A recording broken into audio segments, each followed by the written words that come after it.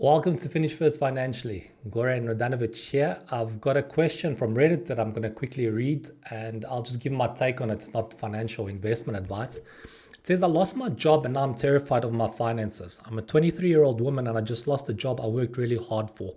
I started working at 19 and for the past 4 years, I gave everything to this company and it paid off. My salary was around 10K a month, sometimes more, sometimes less. I lived lavishly. If I wanted something, I got it. I never really thought about saving. But that wasn't enough for me. Overconsumption ate my ass. I started using Klarna and other buy now pay later services and now I owe $3,000 there. On top of that, I took out a $10,000 loan last year to save a cat's life. Yes, I'm being serious. The interest is ridiculous and I'm still paying it. The amount still sits around $10,000, so I'm $13,000 in debt. I managed to find a new job pretty quickly, thank God. But my new salary is literally half of what I used to make, around $5,000 a month now. I have bills, I have rent, I need to eat. I'm so scared. I'm not good with money and I don't really know how to live like this. I do have around $8,000 in savings, but I'm terrified I'll burn through it to stay afloat while I adjust to this new income. I'm planning to look for a better paying job again eventually, but for now this is what I've got. I'm just looking for tips, guidance, and reality checks, anything. I feel like I'm drowning in shame and anxiety. How do I budget with a lower income? How do I deal with debt without it taking over my life? This happened to me just on a much worse scale. I lost everything and I had a lot of debt. I couldn't even find another job and ended up on the street. So what you're actually asking is, how do I still live the same lifestyle but with half the salary that I used to have? That's really what you're asking. So you want to live up here while your income is reduced down here. And what was even worse is that even when you were making $10,000, you weren't able to stay afloat. So you weren't managing even on that level. So now you're struggling even more because you didn't make 10K anymore. But the problem is not the amount that you are making. I always say that the amount that you keep is more important than the amount that you make, because here it clearly showed, with the 10,000, even that wasn't enough. Now, obviously 5,000 is not enough for you either. And even if you go up to 15,000, I'm willing to bet that's not going to be enough because you're always going to find ways to spend that additional money. So for me, what I see here is a good opportunity for you to learn how to live below your means. And it's possible for you to live on $5,000, but you're not going to live the same lifestyle that you do now. So what I did to save money, I looked at all of my expenses and I said, how do I reduce everything? Because I want to save as much money as possible at the end of the month to dedicate to debt so I can pay it off as quickly as possible. And I moved in, I had my own 1-bedroom apartment. I got rid of that and I rented a room from an elderly couple.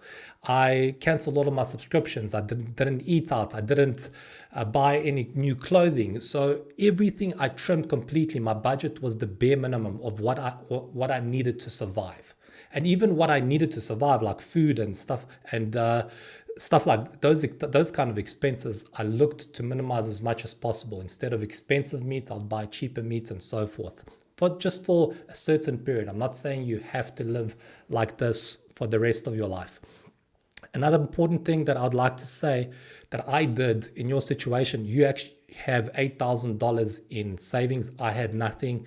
And what I would do, even with $8,000 savings, is I would increase that savings as much as possible so that I have several months covered to pay for my essential expenses, which are rental, mortgage, utilities, and food. Those 3 expenses are absolutely crucial for survival. And back when I was accumulating the emergency fund and the savings account, I was making minimum payments on my debt. And in some cases, I didn't even pay some of my debt. I made arrangements with my creditors. I showed intention to pay, but it was more important for me to never end up on the street again. So I needed that savings account. I want to pay off my debt. This is much more important. I don't want to be in that bad situation again. And you lost your job once. It can happen again. You want to increase that savings as much as possible to give yourself time to pay these expenses while you're looking to replace your income. So that to me is also extremely important.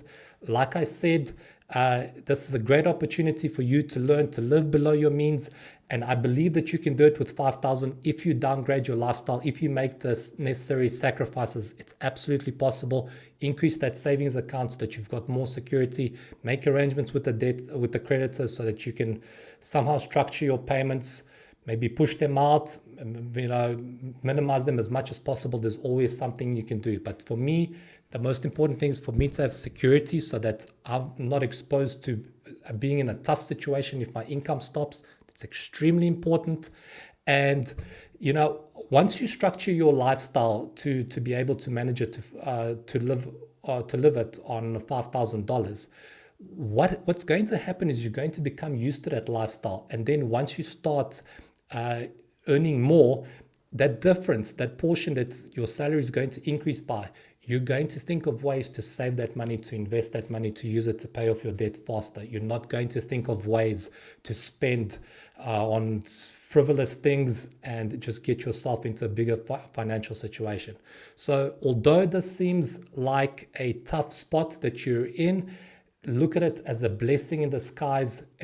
When I lost everything, that was really the turning point for me. That was when I stopped caring about what people thought of me. And that's actually when my finances improved. And I think that you're more or less in the same place.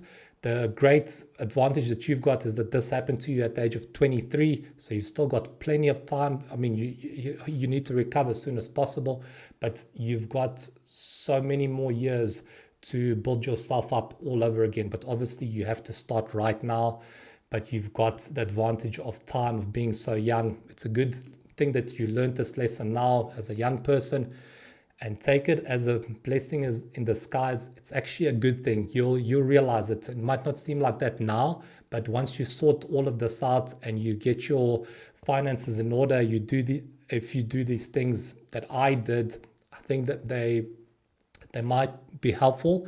But obviously that's up to you to decide what you want to do.